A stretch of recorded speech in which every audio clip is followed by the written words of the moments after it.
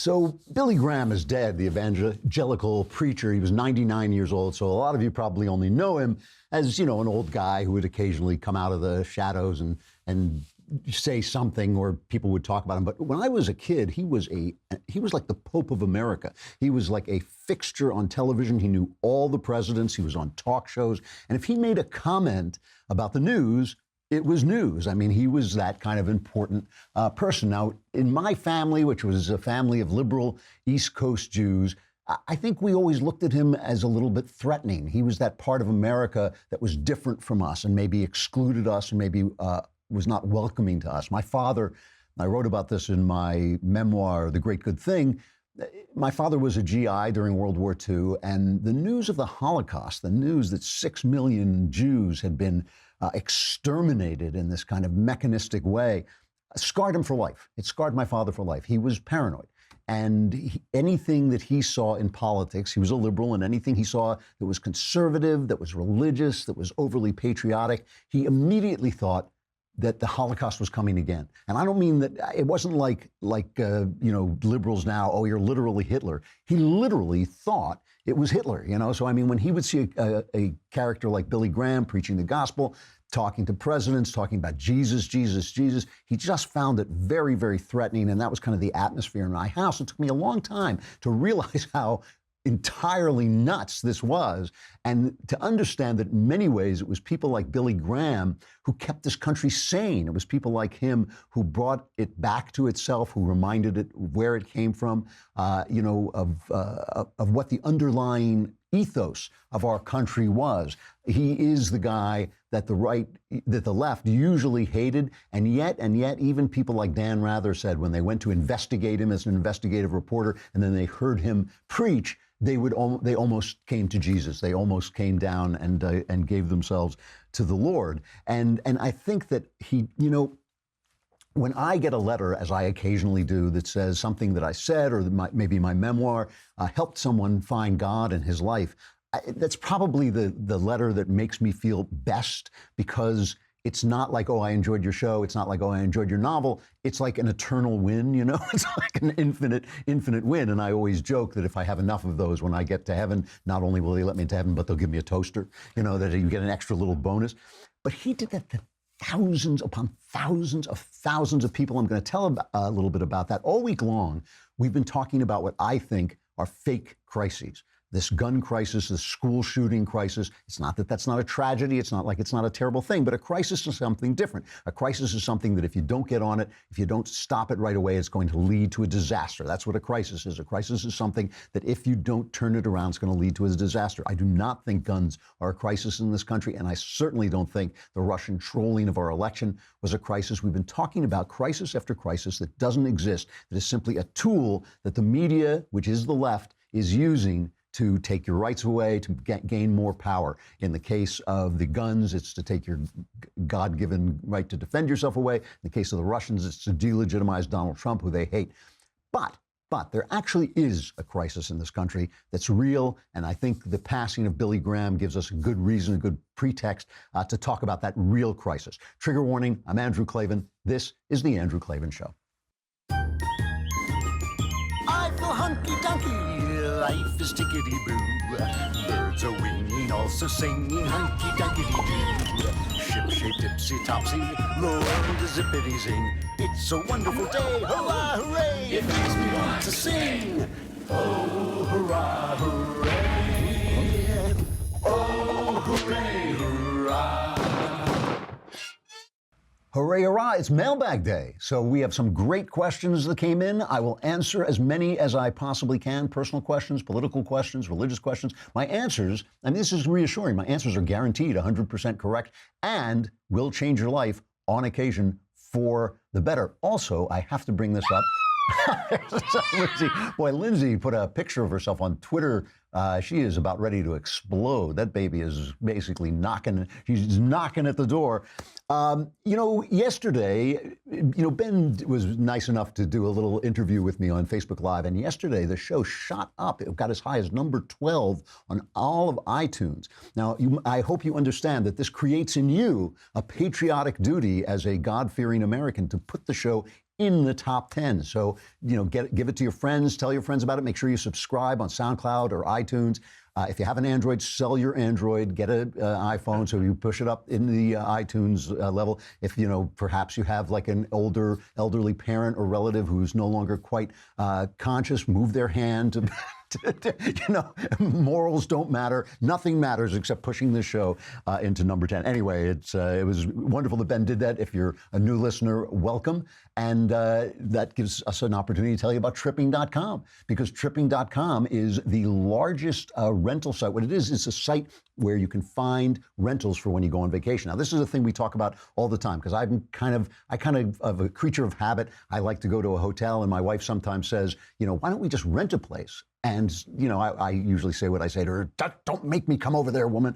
No, that's not what I'm joking. I have to tell my audience I'm joking, because they think, oh, is that how I'm supposed to talk to my wife? No, it's not. But I finally listened to her and we have on occasion rented a place. And the difference is, if you get a place like that through tripping.com, you don't get a cookie cutter hotel. You have enough room. You can get all kinds of amenities that you can't get at a hotel. A hot tub if you want one, or a fully stocked kitchen, or free Wi-Fi. All the things that people get that you can get if you rent somebody's place through a place like tripping.com. And tripping.com is the world's #1 site for vacation rentals. It's trusted by millions of travelers, featured by the New York Times, Travel and Leisure, Forbes, and more. And tripping.com can just help you find a great place to stay while you're on vacation. It might be a townhouse, might be a house on the beach. With tripping.com, one search lets you filter, compare, and sort over 10 million available properties on trusted sites like VRBO, TripAdvisor, Booking.com, and more. Don't wonder if you're getting the best deal, because you'll save an average of 18% per night by booking your vacation with tripping.com. So don't forget, if you want to save time and money while booking the perfect vacation rental for your next trip, head to tripping.com/Klavan today. And you might say, well, I'm tripping. I don't remember how to spell Klavan. It's Klavan. So that's tripping.com/Klavan, tripping.com/Klavan. It will improve your vacation life. So this thing has gotten out of hand, this thing with the guns and the hysteria and the crises. CNN has now crossed over. Remember when Donald Trump said that these people are the enemy of the people? They're the enemy of the people. They have crossed over into a kind of disgusting craziness. They are using the traumatized children of this disaster to push gun control. They're feeding them lines. Let's just take a look at that montage. Did I send you that montage? Let's just play this montage of them coaching these poor kids to sell their agenda. Do you have a message for the lawmakers? Do you have a message for Congress, for the president? Yeah. David, we wanted to have you back because your interview yesterday got a lot of attention with us, because you made this personal appeal. I mean, you just looked at the camera and you said to everybody listening, we're children, you're adults. Figure this out. Children are dying. Did you hear from any leaders? Did you hear from anybody in power after that yesterday? Some people who say there's nothing you can do to stop somebody. If they want to kill, they're going to find a gun no matter the law. As a 16-year-old student who just went through this in your community with your friends, what would you say to the adults? I want to read one of the president's tweets from over the weekend. He wrote, I'm wondering what you think of this tweet and others from the president this week. Look, and we have examples of other countries that have done more and have passed national gun control laws, and guess what? Gun violence went down. Shocking. Do you think that you and your friends are going to finally do what it takes to make a difference on this issue? What I would like to do is I would like to bring in some traumatized kids from the ghettos of Chicago and Baltimore and St. Louis and New Orleans, cities that haven't been run by a Republican since the Jurassic Age. I'd like to bring in some of the kids, the relatives of the kids who are being killed there every single night by stolen guns, by guns gotten illegally. And I'd like to ask them, shouldn't we have a city that's run by Republicans? Wouldn't you prefer to have your city run by Republicans? Wouldn't you prefer if your mom had married your dad? Wouldn't you prefer if the culture monster of drugs weren't sweeping over your neighborhoods. You know, it's disgusting. It is disgusting what they are doing, and it's not the kids' fault, obviously. And I'm sure their parents are hearing from psychologists saying, well, it's good that they're talking about it. It may be good that they're talking about it, but not on CNN and not being used to express an opinion. You know, people's opinions change between the time they're 16 and the time they're 25. They may not want to go back and see that they went on TV saying something that they no longer agree with. And remember,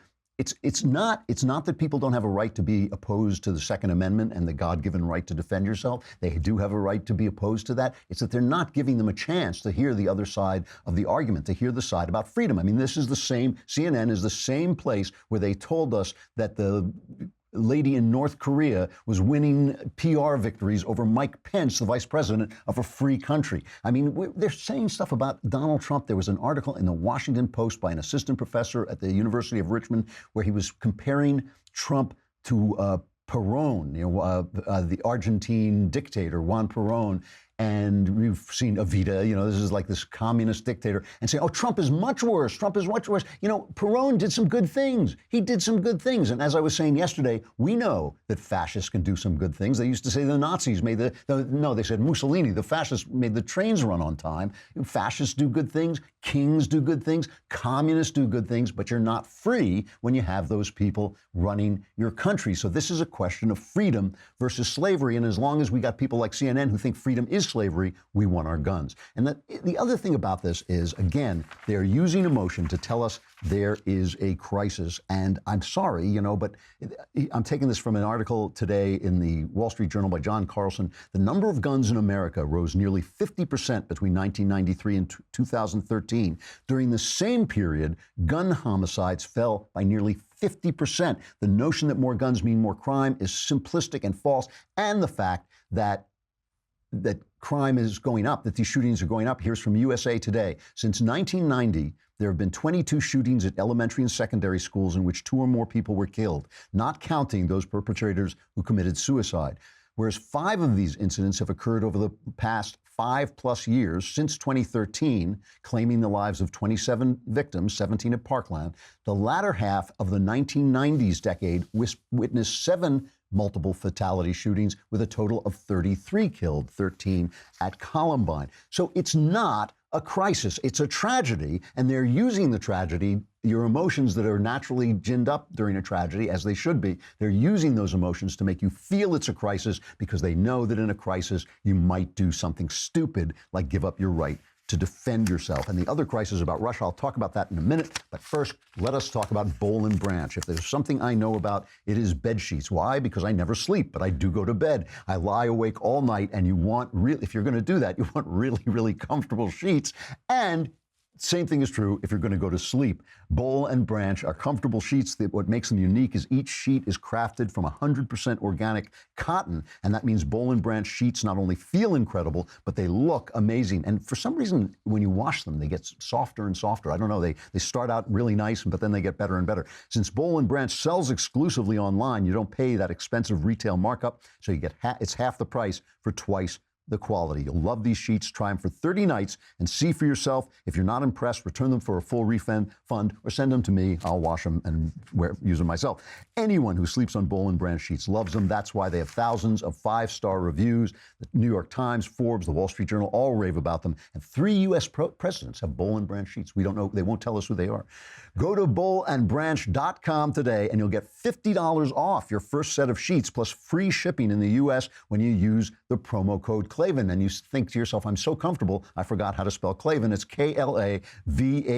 That's no E's. There's no E's in Klavan. That's why I'm up all night, because I never take any E's. There's $50 off plus free U.S. shipping right now at bollandbranch.com. It's spelled B-O-L-L, right? Because it's cotton. Bollandbranch.com. Promo code Klavan. Bollandbranch.com. Promo code Klavan for $50 off a really comfortable set of sheets. The other crisis they're ginning up is the Russian crisis, and I'm going back to CNN because this is criminal. CNN did something so despicable yesterday. They went to a ordinary human being who voted for Trump and basically accused her of colluding with the Russians. This is after Rod Rosenstein said that in the indictment of 13 Russian trolls, no Americans, including Donald Trump, wittingly sided with the Russians or colluded with the Russians. They go to this ordinary woman, they show her house, they tell her name, they dox her basically, and listen to this bullying piece. I mean, this guy is going to have to answer for this at some point in the big court upstairs. You know, listen to what this guy does to her. But what part of it in this is a cover-up? What, are you saying that's not true, or what? The Russians, I don't care if they were involved or not. That to me is the least important thing. But they were involved with you. Did you guys know that? They weren't involved with us. You know, just make sure that you report it correctly, that, you know. But you guys were involved with being patriotic, right? Very, very patriotic, but not. Being patriotic was the group that contacted and helped organize some of these activities that you posted on your own Facebook account. Those were legitimate. Those were Russians. They were not Russians. I don't go with the Russians. That Come on, group give me a was Russian. I have nothing to do with the Russians. Well, apparently you did. No. Maybe you didn't know it, but you please. did. When you're talking like this, I don't want to have anything to do with you. Well, I'm talking what's Those people based on that the... were with me were all Trump supporters. Very, very much so. And okay? all apparently following the direction of groups that were associated with Russians who were actually infiltrated. BS. And please report that. I don't believe that. I know all the people that were with me, okay? They were at my meetings. They're all Trump supporters, okay? Mm-hmm. This guy ought to go home and look in the mirror if he wants to see what a lowlife looks like. Because yesterday we played CNN covering an anti-Trump rally ginned up by the Russians that the Russians had done, and they were covering it like it was a revelation, like it was expressing the will of the people. Why didn't we get this guy's address? You know, John Nolte once said to me, Nolte over at Breitbart, the late John Nolte, because he used to be here. We were having dinner one night, and he said, every time these guys come out and expose something about an ordinary American, we ought to have an organization that researches them and finds out who they're sleeping with and finds out what porn they use. Because it's an obscene thing to do, but it's all to tell you that your vote was helping the Russians, that if you voted for Donald Trump, you are a bad guy. So because of the death of Billy Graham, I want to talk about something that has been on my mind for a while. It's about what is a crisis in this country. Because, Steven Pinker, who's a writer that I like, I think he's a psychologist or a psychiatrist, but he writes science books. And he's got this new piece about the Enlightenment.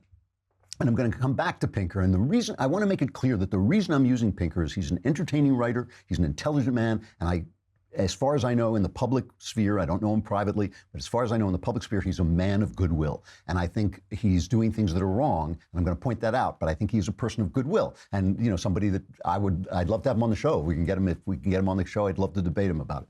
But he wrote this piece in the Wall Street Journal, I guess, kind of promoting his new book about the Enlightenment. And he says, things are going great. He says, consider the U.S. just 3 decades ago. Our annual homicide rate was 8.5 per 100,000. That's 3 decades ago. 11% of us fell below the poverty line as measured by consumption, and we spewed 20 million tons of sulfur dioxide and 34.5 million tons of particulate matter into the atmosphere. That's 30 years ago. Fast forward to the most recent numbers available today, the homicide rate is 5.3, a blip up from 4.4 in 2014. 3% of us fall below the consumption poverty line, and we emit 4 million tons of sulfur dioxide and 20.6 million tons of particulate, despite generating more wealth and driving more miles. And this is, fantastic news. I mean, and going around the world, poverty is falling. Disease, those horrible plagues that almost wiped out humankind, they are falling. Hunger, all these things are all going away. All the predictions that we were going to become overpopulated, they were all overtaken by science. Now, Pinker says this is due to the Enlightenment. And one of the things that really gets me, not just about Steven Pinker, but it gets me about a lot of these atheist science writers, is they really know their science, but they don't know their history and they don't know their theology. And when they start talking, Pinker writes one of the books he writes a whole thing about how there's no ghost in the machine. Well, the ghost in the machine is an idea. I don't have time to go into its history right now, but it's an idea that came of age after the Renaissance. as a reaction to certain kind of scientific thinking. It is not the way most people have thought about the soul forever. I mean, Plato wrote about the fact that there's no ghost. It's not like your soul can blow away after you die if there's a high wind. You know, so in other words, he's arguing with things that most Christians, most believers don't believe, because he doesn't study theology. He studies science, and then he thinks, oh boy, you know, this is like really good. Now, I want to compare him. So he's talking about, he gives credit to the Enlightenment. But the thing is, there were many Enlightenments. There was the French Enlightenment, which was all based on rationality and reason, and it ended with the terror. It ended with people tearing each other apart in the name of reason, beheading each other in the name of reason. Then there was the British Enlightenment, and remember, the British cracked down on revolutionaries. They did not want the French Revolution to spread, and so they started jailing writers. They had a big crackdown about it, but they maintained a liberalization of policies. They moved into the future, bearing their traditions with them, and they owned the next century. They invented the steam engine. They basically guided the Industrial Revolution. It came out of England. They invented America, right? They invented the Constitution. Those guys who were based in Britain, those Anglo-Americans, invented the Constitution. It was from them, many of them, people of faith and an atmosphere of faith and a country full of faith. It was many of them that guided us into the present. Now, here it is. So things are going great. But here's another thing. This is why I say it's a crisis. Life expectancy in the U.S. fell for the second year in a row in 2016. Now, think about that for a minute. I mean, if that is not a guide to how well things are going scientifically, life expectancy in America fell 2 years in a row. Now, it may be a blip. 2 years is not, a trend, but it's an important statistic. And the life expectancy was nudged down by what? Opioid overdoses. People are killing themselves. They're killing themselves trying to stop some kind of internal pain. Now, the House Republicans are taking this up today, and good for them. But I think that, I am a deep believer in trying to solve your problems without drugs altogether. I'm not a doctor, so don't go off your meds because I said so. I'm just saying that, even when you take antidepressants, it should be in order to get off antidepressants. You should take them unless you have a strictly scientific imbalance and it's not caused by the events in your life. You should try to get off the antidepressants through therapy. And if the antidepressants help you do that, that's fine. So what I'm talking about is I'm talking about a world where things are going great and everybody is miserable. Louis C.K. did a routine about that. Everything's fantastic, everything's amazing, and everybody's miserable. And that seems to be really true in this country and throughout the West. In Europe, they're not even having children anymore. In Japan, they're not having children anymore. They're dying out. And then the elites say, well, we have to bring in more immigrants. And you think, well, why don't you just have more children? I said this to somebody the other day. He said this, we have to bring in immigrants. He was from another country, I won't say which, because it was a private conversation, but he said, we have to bring in immigrants because we're not having children. I said, well, why don't you get people to have more children? And he said, well, we've got all kinds of benefits for people with children. I thought, well, maybe that's not, giving people benefits is not what makes them have children. Maybe it's hope and a sense of themselves and a sense of a mission in life and a sense of purpose. I want to play for you Billy Graham at his peak. And I want to compare him to Pinker and some of these other guys. And again, I think Pinker is a wonderful writer and a man of goodwill, but I just think he's wrong. I think the way he thinks is wrong.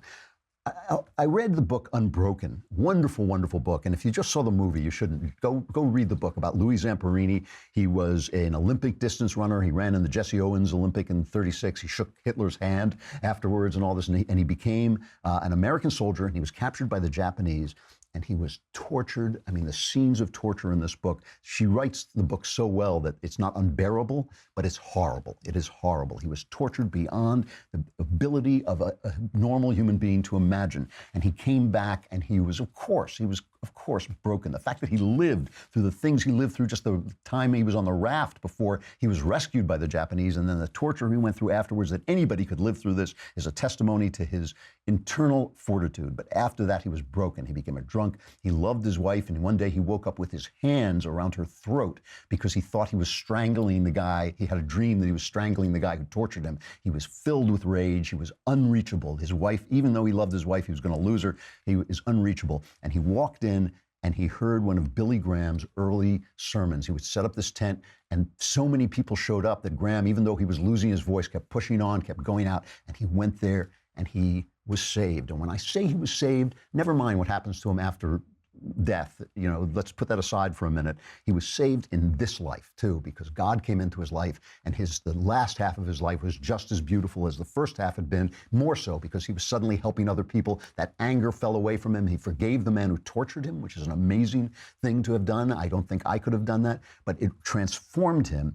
You only have to do that once. You only have to do that once, as far as I'm concerned, to get the toaster when you get to heaven.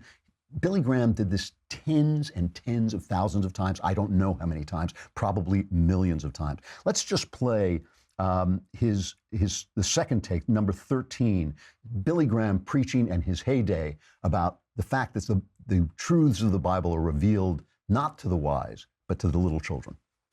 This cross, this preaching of the gospel of Jesus Christ, the scripture says, is wiser than all the men of all the ages. Wiser than all the university professors, wiser than all the intellectuals. It's foolish to the world, but God says this very foolishness is wiser than this world.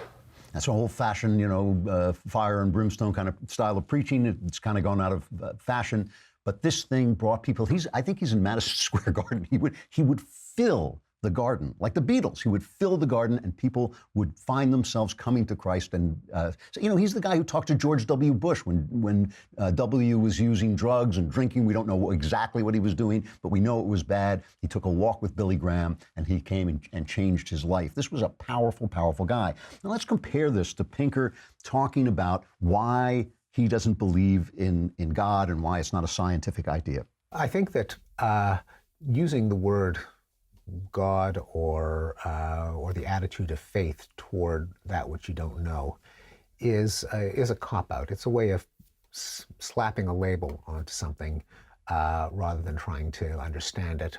Or, since we may not understand everything, just say there's some things we don't understand. To invent stories that sound as if they were true or could be true, to pretend that they're true just so that we can have a story, I think is unsatisfying, and it could even be immoral because it could lead you to mistaken policies, to getting in the way of your best understanding of how the world works, to doing things that lead to more harm than good. And this is a narrative that a lot of these guys, Sam Harris to Christopher Hitchens, a guy whose prose I just love, sell. And the way it works is they compare the best of science with the worst of religion. So they compare, a cure for diseases from science, and then they compare a Christian bigot who goes out and hurts somebody in the name of his religion. If instead they compared the atom bomb to the Christian charity, then they would have a harder argument to make. No science. There is no science for taking the rage out of Louis Zamperini's heart. And the other thing they talk about is they'll point to the brain and they'll say, here's a light that goes off when you experience God, so therefore that's where God lives. And I say, well, here's a light that goes off in your brain when you experience rain. I could touch that and make you experience rain, but you wouldn't get wet because it wouldn't be true. The question is not whether you experience God in your brain. The question is, are you experiencing something real? Now, how do you know that? How do you know that something you experience that's subjective is real? When I first met my wife, I picked her up hitchhiking. She got in my car. I knew exactly that I had found the woman of my dreams. 40 years later, we've had one argument in 40 years. I adore her to this day. Obviously, I was right, but I can only know that through lived experience. There's nothing in my brain that they can look at to know that. Over the course of 40 years, I'm sure I felt a million things about my wife, but I've never stopped loving her, so I was right when I saw her. That subjective experience related to something true. When the anger and the rage fell from Louis Zamperini's heart, when the tendency to depression fell from my heart, I was experiencing something real that nobody can do. They can give you a pill that stops you feeling your depression, but they cannot give you a pill that improves your life and suddenly gives you an understanding of who you are, why you were made, where you come from. It is a different thing. All of the arguments, the thing that gets me about the arguments of the atheists is not that they don't have the right to make them, not that they're bad people for making them. None of that is true. what gets me is their arguments are not very good. I've heard Sam Harris. Sam Harris would say, well, there are books that disagree. You know, the Quran says you can't believe that Jesus is the Son of God. The Bible says you have to. Well, there are books on science that disagree too. And science has changed its mind and science has been wrong. That's a ridiculous thing to say. I mean, I'm just saying, it's not that Harris is a bad guy, you know, that has nothing to do with it. I'm just saying it's not a good argument. Whereas the argument that of Louis Zamperini's inner life is an argument. That actually is an argument. It's circumstantial. You know, when you go in, people watch TV and they hear somebody say, that's just circumstantial evidence. So they think circumstantial evidence is no good. But if you go into a court of law and you serve on a jury, they will explain to you that some circumstantial evidence is dispositive, is proof. If you look out the window and there's snow and you walk away and you come back and there are footprints in the snow, somebody walked in the snow. That's circumstantial evidence. The evidence of what God does in people's life is evidence. It lasts over time. Just like my love for my wife, it lasts over time and it can be experienced. These guys, without meaning to, without being bad guys, are contributing to this crisis in America. When you tell people that they're just a bunch of chemicals and they can solve their problems by opiates, they're going to die of opiate overdoses. When you tell them that there's no purpose to their life, that nobody made them, nobody loves them, their sense of right and wrong is just a kind of random relative idea, you take away from them every single thing they have of value, everything they have of value. Their house is not valuable. Their love is not valuable. Nothing is valuable if they themselves are not there. If you tell them they have no free will, they have no soul, they have no spirit. These guys, with all the best wishes in the world, thinking that they're saving us, are really starting a crisis. And it is what makes it a crisis. I know I always come back to the media, but it's the media's fault. What makes it a crisis is that when they make these bad arguments, the media makes them famous because they are saying what the media wants you to believe, that there's no God, there's no purpose, you have to depend on the state for everything. You're going nowhere. They are wrong. And that's a crisis. Billy Graham is silenced. God is still speaking. If America stops listening, that will be the real crisis. We got the mailbag coming up. I got to say goodbye to Facebook and YouTube. But come to the Daily Wire and subscribe. It's a lousy $10 a month. You can be in the mailbag, and I can solve all your problems as well for a lousy $100. You get the Leftist Tears tumbler, which fills up like magic every time I speak. Come on over to thedailywire.com. We got the mailbag coming up.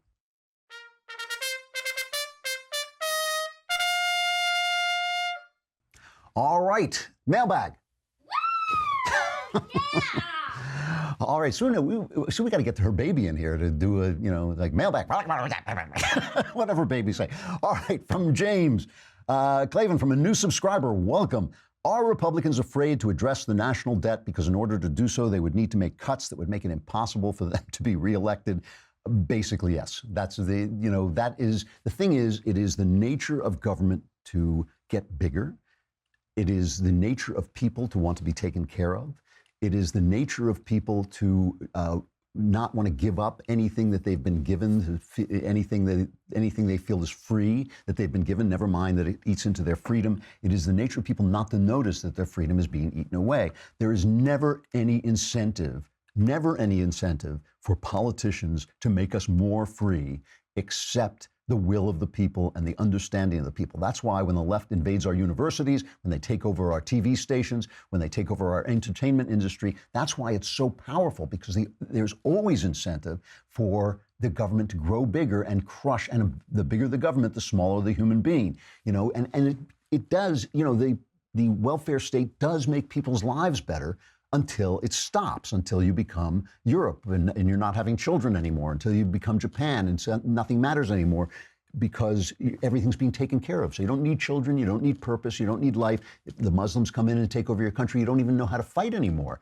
You don't even know how to stand because they took your guns away. So it is really a matter of philosophy. That is why conservatives are always fighting against the tide. That is why conservatives are always the minority in the Republican Party, and they have to have big voices, loud voices, angry voices to get anything done. It is the nature of government to grow, and so the debt, it goes against these guys' nature. It gives them everything, every penny they spend buys them votes, buys them power. Why would they cut the debt? All right. From Richard, Dr. Klavan, you have shared in the past criticism you've received from evangelicals for various reasons. I believe one was the fact that you disproved the story of Samson by being Jewish and not losing your strength after shaving your head. That's Very good. All right. We Christians can be very hard on our own, occasionally causing converts to subsequently leave the faith. How has it been for you, and has it caused you to have similar thoughts? Love your personal theology and podcast. Well, thank you. The thing is, you have to find God first and then find a church. You can't, maybe it works if you walk into a church. I was baptized into the Episcopalian Church. I hate the Episcopalian Church. I love the liturgy.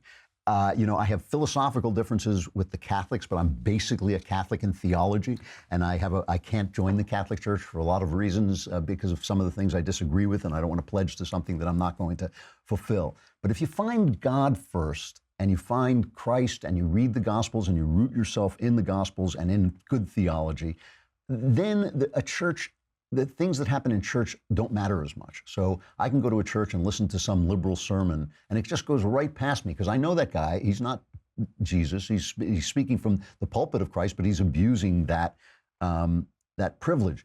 I don't like it when people denounce me. Nobody likes to be denounced, and I really dislike it when I say something like, I believe the Bible should be, somebody wrote in the other day and said the Bible should be read literally, not literally, and that's what I believe. I believe there are different genres in the Bible meant to communicate different things. Every time I say that, somebody says, you're calling God a liar because it's the Word of God. It's not the Word of God. Know how I know? The Bible says it's not the Word of God. It says Jesus is the Word of God. So, I don't like that stuff, but I'm rooted in Christ. I'm rooted in the Gospels. I'm rooted in 2,000 plus years of theology, some of which is excellent, and I read a lot of it, and I pay attention. It's up to you. It's up to you to have this relationship with God. The church, I think, can really help. I'm struggling right now because I can't find a church where I feel comfortable. It's bad not to be surrounded by my fellow Christians, but I work here at the Daily Wire, where there are a lot of them running around. Even Knowles is kind of a Christian, right? I think, what is he, a Catholic or something? So that's almost a Christian, right? No, I'm joking. But anyway, that's the thing. Find God first, find Christ first, and then the church will fall into place, and the things that people do will kind of roll off your back a little bit. From Benjamin, greetings, Klavan, ye whose intellect rivals that of Socrates. I have a dilemma. My college is having a racial unity day on Monday. The school wants everyone to wear black in solidarity for our school's racial diversity. I really don't want to do it because it seems idiotic and divisive. Should I wear black that day and go against my Christian beliefs and be accepted by society, or not wear black and fear being rejected and chastised by my peers? I can't tell you what you would do. I would never do it. I would just not do it. I mean, I take the heat because it's worth it. And then if they really come down on you, you'll see what they're made of. If they discuss it with you, that will give you a chance to calmly and quietly explain why you're not doing it. So make sure you have that argument ready before you do it. I'm just telling you what I would do. I can't tell you what you should do because there will be a cost for it. So you got to decide whether you want to take that cost. From Clark, dear Klavan, God of tough guy protagonists, my sister has gotten in a position where she is making romantic and career decisions against her better judgment. I will warn her beforehand. She will do it anyways, and when it inevitably ends horribly as warned, she comes back, and my wife and I console her. She agrees with our warning completely before she makes her terrible decisions, but does it anyway. This has been going on for years, and I'm at a loss what I can do for her or myself. Thank you. Yeah, I've been in this situation. Probably a lot of you have. Here's the thing. You got two things you got to do. One is you have to detach, and when I say that, I think it's Al-Anon, one of those alcoholic places. They say detach with love, loving detachment. When I say detach, it means you have to take yourself out of the equation. That you can't put your happiness, your life at risk, or you can't tie your happiness and your life to what she does. She obviously is self-destructive. That's the first thing. And the second thing is, maybe you can change the nature of the conversations you have with her. A lot of people, and I've worked on hotlines and I've run into this a lot of times, a lot of people thrive off this exchange. They like the warning and the disaster and coming back hangdog. They want you to do that. That's part of some kind of neurotic cycle that they're in. So maybe you can just break your part of that cycle by starting to listen to the deeper issues of why she's trying to hurt herself. What is she trying to do? What is it that makes her feel that she's unworthy? I have literally sat with women who I knew were marrying some disastrous guy, and they'll say, well, that's what I deserve, and this is your whole life, you're throwing away, so people have these things in them that make them self-destructive. Maybe you should be talking about that. Maybe you should stop giving warnings. Maybe, she already knows. She's obviously thriving off that system. That system is working for her in some ways. So the first thing, I would detach emotionally. I would stop getting angry, stop getting dire, stop being urgent, and then sit and talk to her and see where she's coming from and why. Try to find out maybe why some of this is going on. That would be what I would do. Dear Lord Klavan, stopper of the hammering and master of single nostril breathing. How did they know that that's something I try to do in private? My girlfriend and I are 2 years into our relationship as of tomorrow, but I'm having a hard time with her whenever she brings up any political matters. I am a conservative libertarian while she is a moderate progressive, as far as I know. Lately, she has gotten more outspoken about how much she hates Trump and conservative media while she's preaching the Young Turks and so on as gospel. I've tried to discuss where she is wrong in a tactful way by making her follow her own reasoning out. Yeah, that's always a bad move with women. But she just shuts down and dismisses everything I say. We've been happy for the past 2 years, and it's just gotten increasingly difficult of late. Should I continue trying to make it work by holding my tongue, or should I break it off? All right. So, this has gotten very difficult in the age of Trump because Trump sets women off. And one of the things about women, you will notice, is that sometimes when they are set off, the difference between their emotions and reality disappears, okay? So if you say to somebody, say to a woman, your life has actually gotten better under Donald Trump, they don't care because he sets them off. And I can see why he does. He said things about women that are disgusting. He's done things, I suspect he's accused of doing things that are disgusting. And they just feel like, why is this guy being elevated? For some reason, didn't bother as many of them with Clinton or JFK. All of these guys did these things, but some reason Trump is just so open about it.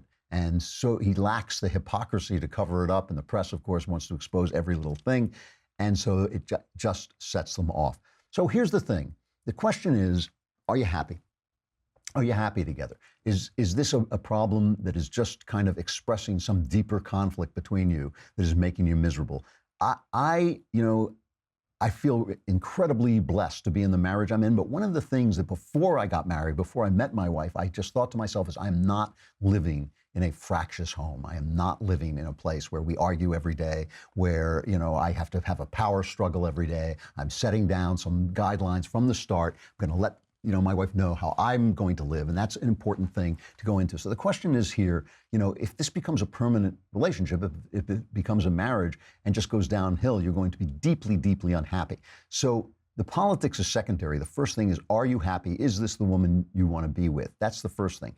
If the answer is no, well, then this problem is solved. You just break it off. If the answer is yes, you do want to stay with her, then you have to find a new way to deal with this. I mean, she is having an emotional experience about Donald Trump. She is having this emotional experience. That's a big deal in women's lives. I think in men's lives, emotional experiences are kind of like, yeah, whatever. That's my emotions. I'm done. But I think in women's lives, emotional experiences are a bigger deal.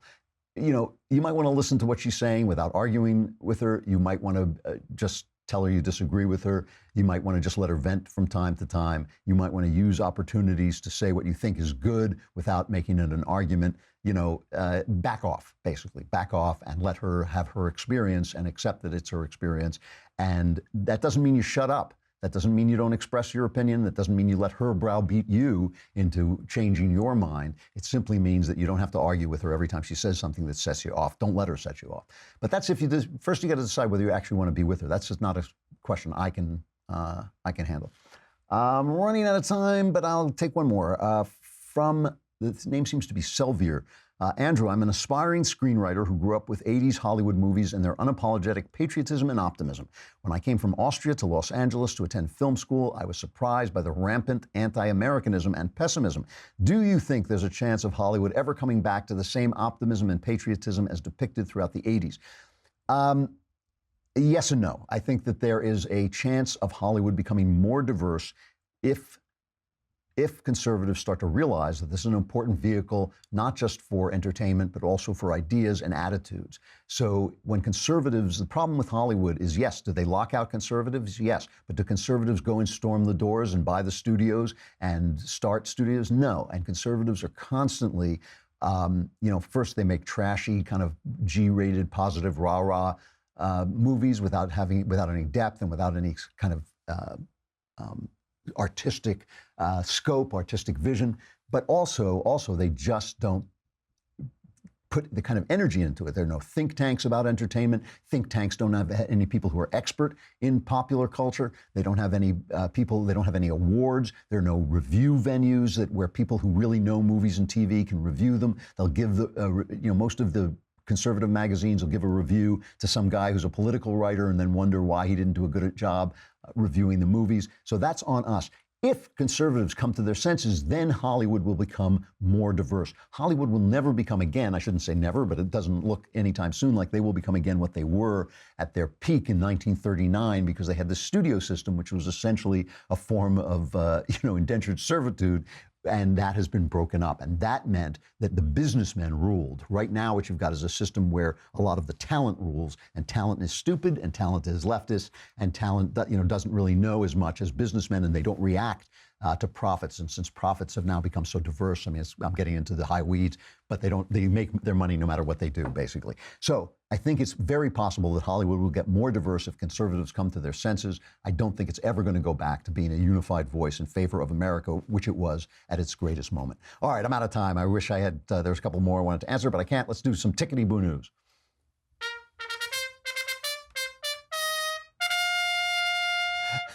How long is this Daily Mail TV? We have a clip from Daily Mail TV about a woman who is a exorcist in Hollywood. What do they call her? The Sister of Darkness. And she says she has cast demons out of Oscar winners, politicians, and movie bosses. Let's just watch a little clip from the Daily Mail TV. Rachel Stavis is a 37-year-old self-proclaimed exorcist who has seen demons, what she calls entities, in everyone from grannies to high-level politicians. Is Donald Trump possessed? I get asked that all the time. I will say there was entity involved in the election. I stand by that. There's definitely entity involved. At a mutual friend's party, Rachel met and befriended actress Megan Duffy, known for her role in the 2013 film Maniac. She says to me, I don't want to alarm you, but you have an entity that's attached itself to you, and it's holding you back from the things that you want in your life. But it took 2 years of friendship before Megan, who was raised Catholic, let Rachel perform an exorcism on her. There was a tiny bathroom with just a toilet and a sink. I didn't see anyone in there, but I was hearing almost a footstep shuffling. At some point, she summoned a spirit, and I had this clicking in my right ear, and then all of a sudden, this loud buzzing ringing. It was like,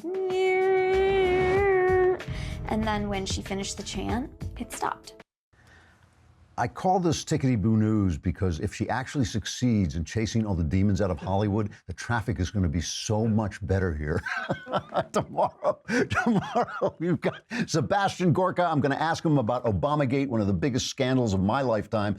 And we will talk about that. I'm Andrew Klavan. Remember, in the meantime, it is your job as an American to push the show into the top 10 on iTunes. Don't forget. That is, you lose your citizenship if you don't listen, I think. Isn't that the law? That's right. Yeah, we have to double check that, but I think that's what it is. I'm Andrew Klavan. This is the Andrew Klavan Show. We will see you again tomorrow.